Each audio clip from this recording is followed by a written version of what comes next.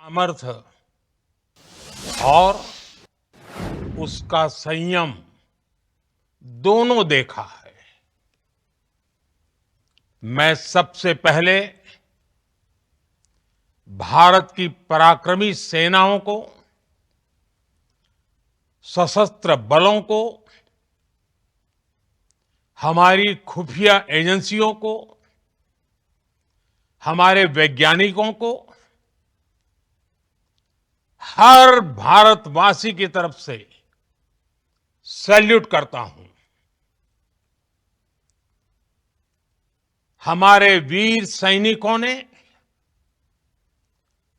Operation सिंदूर के लक्ष्यों की प्राप्ति के लिए असीम शौर्य का प्रदर्शन किया। मैं उनकी वीरता को, उनके साहस को, उनके पराक्रम को आज समर्पित करता हूं हमारे देश की हर माता को, देश की हर बहन को और देश की हर बेटी को ये पराक्रम समर्पित करता हूं। साथियों, 22 अप्रैल को पहलगाम में आतंकवादियों ने जो बर्बरता दिखाई थी, उसने देश और दुनिया को झकझोर दिया था। छुट्टियां मना रहे निर्दोष मासूम नागरिकों को धर्म पूछकर उनके परिवार के सामने, उनके बच्चों के सामने बेरहमी से मार डालना, यह आतंक का बहुत विभत्स चेहरा था, क्रूरता थी। ये देश के सद्भाव को तोड़ने की घिनौनी कोशिश भी थी। मेरे लिए व्यक्तिगत रूप से ये पीड़ा बहुत बड़ी थी। इस आतंकी हमले के बाद सारा राष्ट्र, हर नागरिक, हर समाज, हर वर्ग, हर राजनीतिक दल एक स्वर में आतंक के खिलाफ कड़ी कार्रवाई के लिए उठ खड़ा हुआ। हमने आतंकवादियों को मिट्टी में मिलाने के लिए भारत की सेनाओं को पूरी छूट दे दी और आज हर आतंकी, आतंक का हर संगठन जान चुका है कि हमारी बहनों बेटियों के माथे से सिंदूर हटाने का अंजाम क्या होता है। साथियों, ऑपरेशन सिंदूर ये सिर्फ नाम नहीं है, ये देश के कोटि कोटि लोगों की भावनाओं का प्रतिबिंब है। ऑपरेशन सिंदूर न्याय की अखंड प्रतिज्ञा है।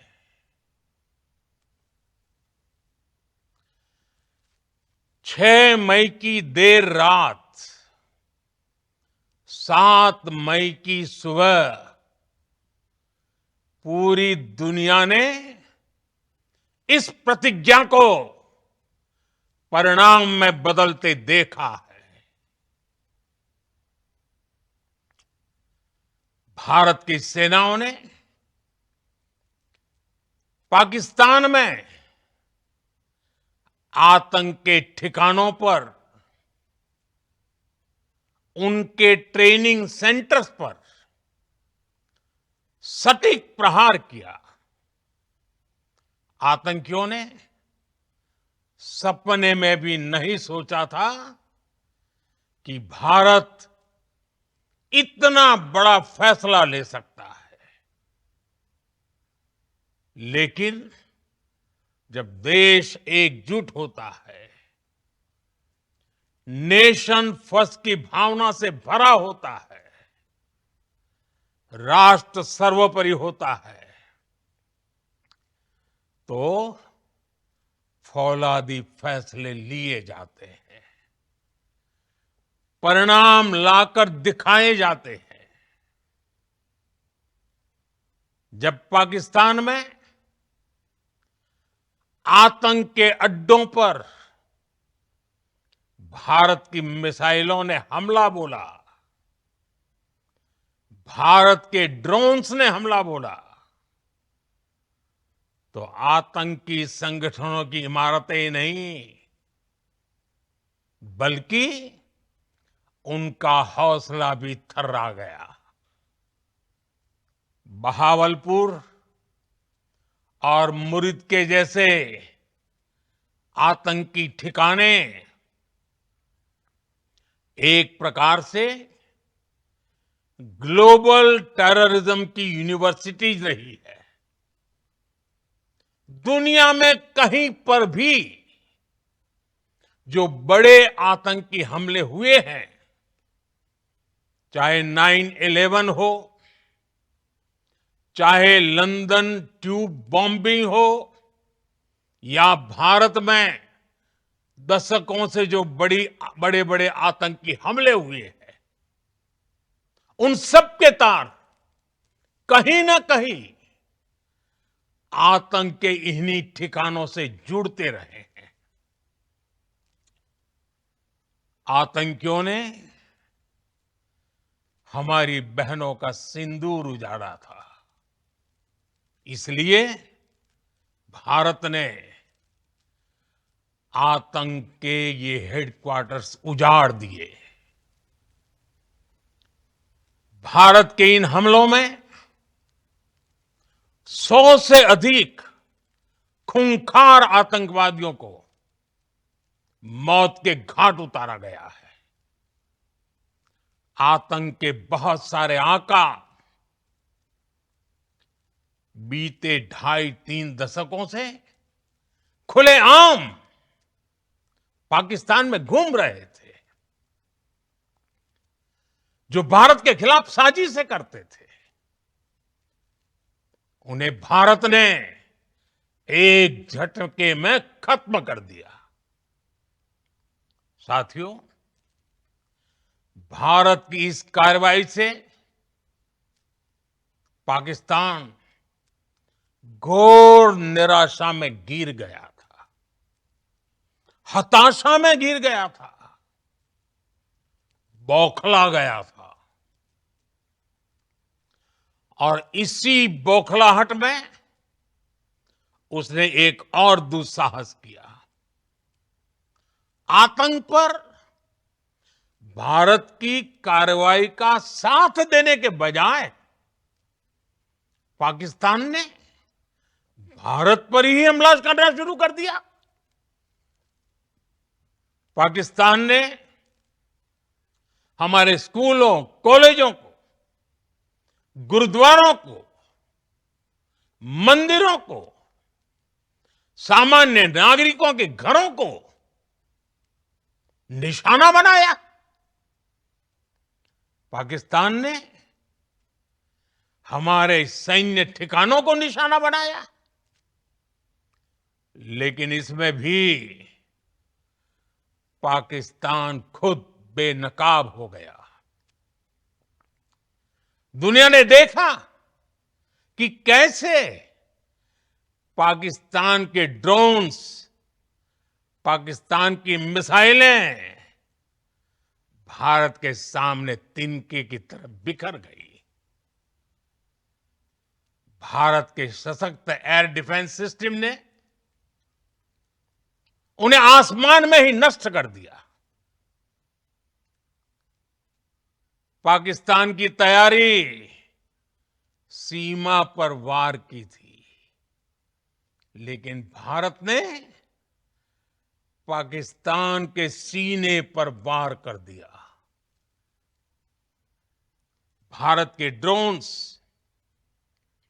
भारत की मिसाइलों ने सटीकता के साथ हमला किया। पाकिस्तानी वायुसेना के उन एयरबेस को नुकसान पहुंचाया, जिस पर पाकिस्तान को बहुत घमंड था। भारत ने पहले 3 दिनों में ही पाकिस्तान को इतना तबाह कर दिया, जिसका उसे अंदाजा भी नहीं था। इसलिए भारत की आक्रामक कार्रवाई के बाद पाकिस्तान बचने के रास्ते खोजने लगा। पाकिस्तान दुनिया भर में तनाव कम करने के लिए गुहार लगा रहा था, और बुरी तरह पीटने के बाद इसी मजबूरी में 10 मई की दोपहर को पाकिस्तानी सेना ने हमारे डीजीएमओ को संपर्क किया। तब तक हम आतंकवाद के इंफ्रास्ट्रक्चर को बड़े पैमाने पर तबाह कर चुके थे। आतंकियों को मौत के घाट उतार दिया गया था। पाकिस्तान के सीने में बसाए गए आतंक के अड्डों को हमने खंडहर बना दिया था। इसलिए जब पाकिस्तान की तरफ से गुहार लगाई गई, पाकिस्तान की तरफ से जब ये कहा गया कि उसकी ओर से आगे कोई आतंकी गतिविधि और सैन्य दुस्साहस नहीं दिखाया जाएगा, तो भारत ने भी उस पर विचार किया। और मैं फिर दोहरा रहा हूं, हमने पाकिस्तान के आतंकी और सैन्य ठिकानों पर अपनी जवाबी कार्रवाई को अभी सिर्फ स्थगित किया है। आने वाले दिनों में हम पाकिस्तान के हर कदम को इस कसौटी पर मापेंगे कि वो क्या रवैया अपनाता है।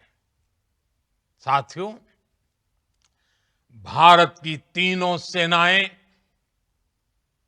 हमारी एयरफोर्स, हमारी आर्मी और हमारी नेवी, हमारी border security force BSF, Bharat के अर्धसैनिक बल लगातार अलर्ट पर है। सर्जिकल स्ट्राइक और एयर स्ट्राइक के बाद अब ऑपरेशन सिंदूर आतंक के खिलाफ भारत की नीति है। ऑपरेशन सिंदूर ने आतंक के खिलाफ लड़ाई में एक नई लकीर खींच दी है। एक नया पैमाना, न्यू नॉर्मल तय कर दिया है। पहला, भारत पर आतंकी हमला हुआ तो मुंह तोड़ जवाब दिया जाएगा। हम अपने तरीके से, अपनी शर्तों पर जवाब देकर रहेंगे। हर उस जगह जाकर कठोर कार्रवाई करेंगे जहां से आतंक की जड़ें निकलती हैं। दूसरा, कोई भी न्यूक्लियर ब्लैकमेल भारत नहीं सहेगा। न्यूक्लियर ब्लैकमेल की आड़ में पनप रहे आतंकी ठिकानों पर भारत सटीक और निर्णायक प्रहार करेगा। तीसरा, हम आतंक की सरपरस्त सरकार और आतंक के आकाओं को अलग अलग नहीं देखेंगे। ऑपरेशन सिंदूर के दौरान दुनिया ने पाकिस्तान का वो घिनौना सच फिर देखा है, जब मारे गए आतंकियों को विदाई देने पाकिस्तानी सेना के बड़े बड़े अफसर उमड़ पड़े। स्टेट स्पॉन्सर्ड टेररिज्म का ये बहुत बड़ा सबूत है। हम भारत और अपने नागरिकों को किसी भी खतरे से बचाने के लिए लगातार निर्णायक कदम उठाते रहेंगे। साथियों, युद्ध के मैदान पर हमने हर बार पाकिस्तान को धूल चटाई है और इस बार ऑपरेशन सिंदूर ने नया आयाम जोड़ा है। हमने रेगिस्तानों और पहाड़ों में अपनी क्षमता का शानदार प्रदर्शन किया और साथ ही न्यू एज वॉरफेयर में भी अपनी श्रेष्ठता सिद्ध की। इस ऑपरेशन के दौरान हमारे मेड इन इंडिया हथियारों की प्रामाणिकता सिद्ध हुई। आज दुनिया देख रही है 21वीं सदी के वॉरफेयर में made in India defence equipments, इसका समय आ चुका है। साथियों, हर प्रकार के आतंकवाद के खिलाफ हम सभी का एकजुट रहना, हमारी एकता हमारी सबसे बड़ी शक्ति है। निश्चित तौर पर ये युग युद्ध का नहीं है, लेकिन ये युग आतंकवाद का भी नहीं है। टेररिज्म के खिलाफ जीरो टॉलरेंस, ये एक बेहतर दुनिया की गारंटी है। साथियों, पाकिस्तानी फौज, पाकिस्तान की सरकार जिस तरह आतंकवाद को खाद पानी दे रहे हैं, वो एक दिन पाकिस्तान को ही समाप्त कर देगा। पाकिस्तान को अगर बचना है तो उसे अपने टेरर इंफ्रास्ट्रक्चर का सफाया करना ही होगा।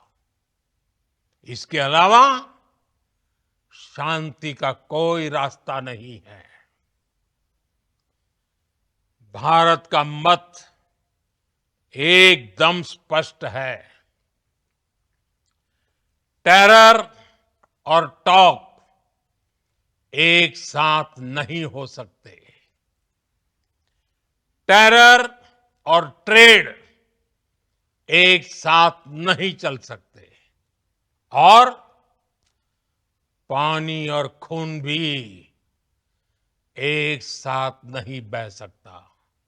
मैं आज विश्व समुदाय को भी कहूंगा, हमारी घोषित नीति रही है, अगर पाकिस्तान से बात होगी तो टेररिज्म पर ही होगी। अगर पाकिस्तान से बात होगी तो पाक ऑक्युपाइड कश्मीर पीओके उस पर ही होगी। प्रिय देशवासियों, आज बुद्ध पूर्णिमा है। भगवान बुद्ध ने हमें शांति का रास्ता दिखाया है। शांति का मार्ग भी शक्ति से होकर जाता है। मानवता शांति और समृद्धि की तरफ बढ़े, हर भारतीय शांति से जी सके, विकसित भारत के सपने को पूरा कर सके, इसके लिए भारत का शक्तिशाली होना बहुत जरूरी है। और आवश्यकता पड़ने पर इस शक्ति का इस्तेमाल भी जरूरी है। और पिछले कुछ दिनों में भारत ने यही किया है। मैं एक बार फिर भारत की सेना और सशस्त्र बलों को सैल्यूट करता हूं।